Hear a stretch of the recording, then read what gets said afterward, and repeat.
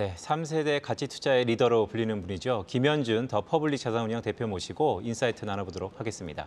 대표님 안녕하십니까? 네, 어서 안녕하세요. 오세요. 참 팬층이 많으셔갖고 저희가 모시는데 좀 어려웠는데요. 대표님 최근 좀 시기가 어둡습니다. 네. 근데 역시 김현준 대표 그러면 그의 투자 스타일이 궁금하다라는 투자자분들이 많은데 뭐 더 퍼블릭 투자 자산운용이라는 사명과도 연계가 좀 있을 것 같긴 한데요. 어떤 투자 스타일을 고수하고 계신가요? 저희 회사 이름하고 투자하는 내용하고 좀 두 가지로 나눠서 말씀드리겠습니다.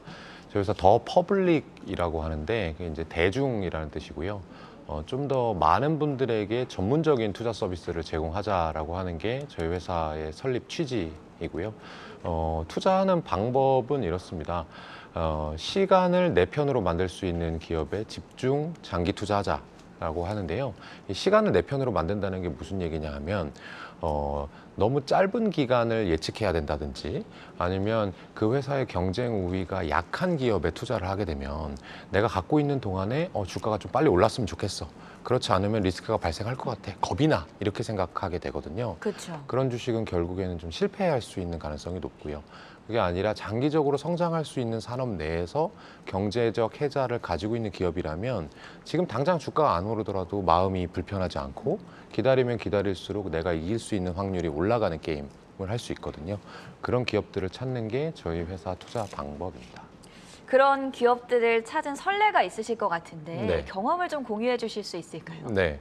뭐 여러 가지 이슈들이 있지만 최근 얘기를 해드려야 될 것 같아요. 다만 이제 저희 회사가 이제 컴플라이언스 이슈가 있기 때문에 저희 회사 지금 투자하고 있는 기업은 말씀드리기가 조금 어렵다는 점 양해 네. 말씀드리고 작년에 매도한 기업 중에서 여러분들 잘 아시는 SM 엔터테인먼트의 사례가 있습니다. 누구나 SM 엔터테인먼트가 어떤 일을 하는지는 잘 알고 있죠. 근데 그 당시 기억으로 되돌려 보면은 우리나라의 지금 이제 이름을 바꾼 하이브, 당시에 빅히트 엔터테인먼트였죠. 그렇죠. 그리고 YG 엔터테인먼트, JYP 엔터테인먼트와 같이 엔터테인먼트 회사가 여러 가지 있는데도 불구하고 SM 엔터테인먼트가 가장 저평가가 돼 있었거든요. 근데 제가 생각했을 때는 SM 엔터테인먼트가 배출하고 있는 그 아이돌들이 아티스트들 네. 대단하죠. 아티스트들이 하이브만큼 사실은 대단한 아티스트들이고 물론 BTS 훌륭한 가수이지만 BTS 한 명이 버는 돈만큼을 SM의 여러 아티스트들이 똑같이 벌어내고 있었거든요. 그렇다 그러면 하이브만큼의 시가총액까지는 아니더라도 주가가 조금 올라야 되겠다라고 생각을 했었고요.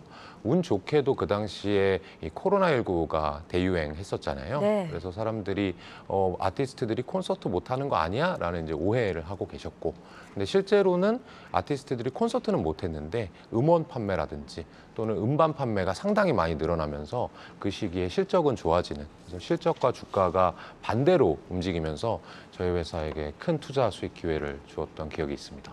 네, 가장 따끈따끈한 사례이죠. 사실 SM에 대해서 더 퍼블릭 투자 자산 운용이 상당히 괄목할 만한 성과를 내서 좀 귀추가 주목되는데요. 대표님 벌써 3세대라는 수식어가 붙고 있습니다. 네. 사실 가치 투자라는 것이 적시성하고는 조금 차이가 있을 수 있는데 네. 3세대 가치 투자 어떤 걸까요?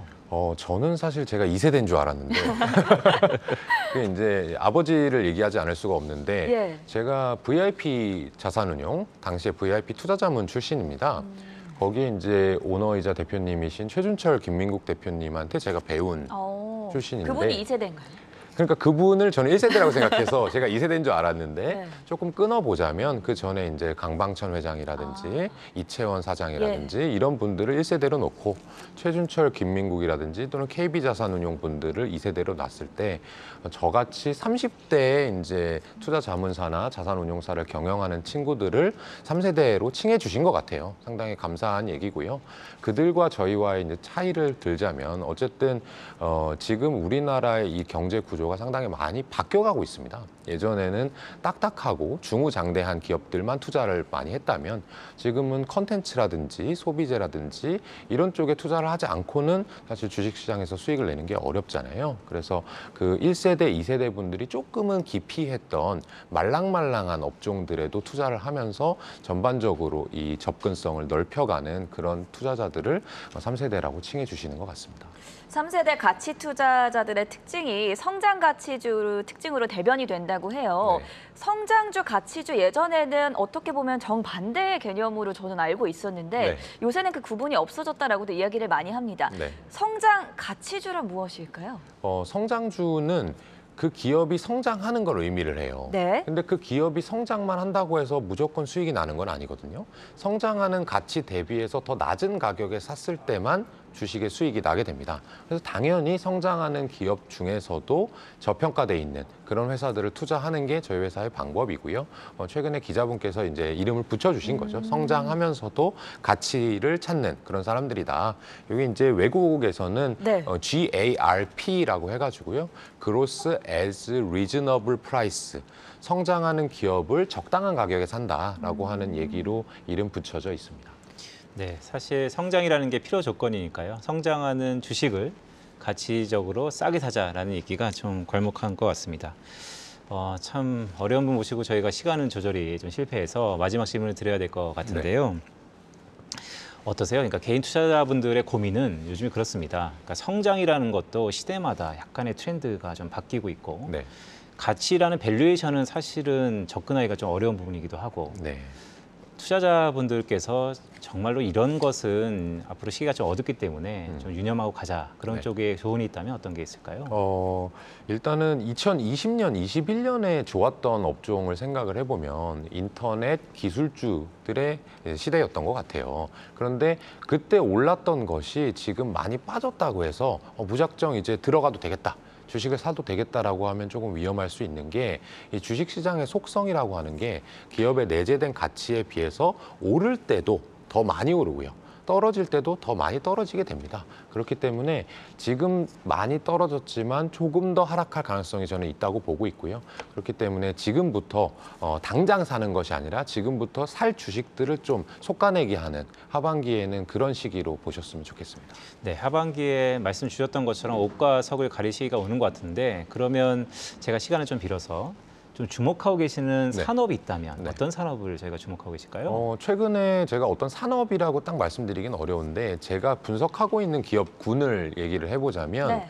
구독 경제 중에서 구독경제. 뭐 반려동물 관련 구독이라든지 페코놈이네요. 네, 맞습니다. 그렇고 그 다음에는 지금 임금이라든지 이런 것들이 많이 상승하고 있습니다. 노동시장이 좀 타이트해지고 있거든요.